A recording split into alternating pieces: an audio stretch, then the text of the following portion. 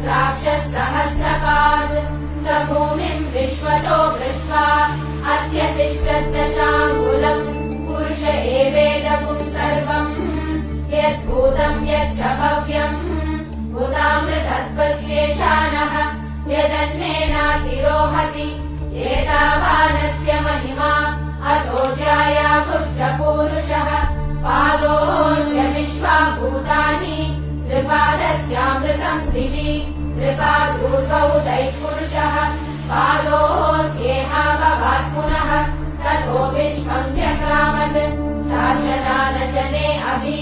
तस्मात् विराट जायत विराजो अधिपूरुषः स जातो अत्यरिच्यत पश्चात् भूमिमतो पुरः यत्पुरुषेण महिषाः देवा यज्ञमथन्व